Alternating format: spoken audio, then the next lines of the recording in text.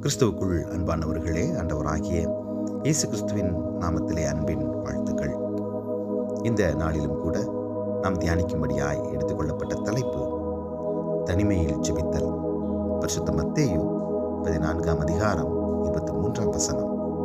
கிறிஸ்தவ ஜீவியத்திலே மிக முக்கியமான நம்முடைய கிரியைகளில் ஜெபமானது மிக மிக முக்கிய பங்கு வகிக்கின்றது.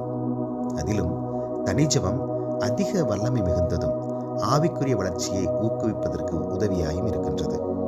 ஜெபமானது தேவனோடு நாம் கொள்ளும் தொடர்பை குறிக்கின்றது.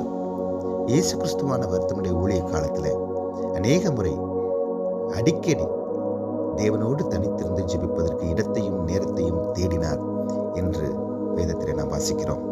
நாம் தேவனோடு கொண்டுள்ள தொடர்பை தேவன் மட்டுமே அறிய வேண்டுமே தவிர மாய்மாலமான பிறர் நம்மை புகழும்படியான பெருமைக்கான ஜெபமாக நம்முடைய ஜெபம் இருக்கக்கூடாது என்பதற்காகத்தான் கிறிஸ்து தனிமை ஜெபத்தை ஊக்குவிக்கின்றார்.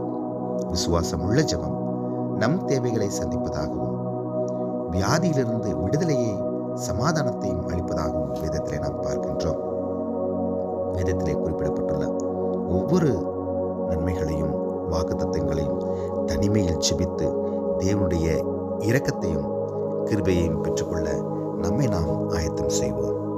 இந்த நாள் அதற்கு ஒரு ஆயத்த நாளாக இருக்கட்டும். ஆண்டவர் நோக்கி நாம் பிரார்த்தனை செய்வோம்.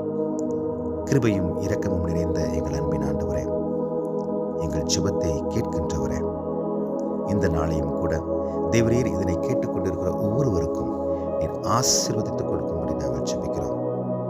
எங்கள் தேவைகளை தனிமையிலே உம்மோடு கூட நாங்கள் அதிகமாய் நேரம் செலவழித்து ஜெபித்து உம்மிடத்திலிருந்து கிருபையை, இரக்கத்தை, ஆசீர்வாதங்களை பெற்றுக்கொள்வதற்கு நீர் கிருபை அளிக்கும்படி நாங்கள் ஜெபிக்கிறோம்.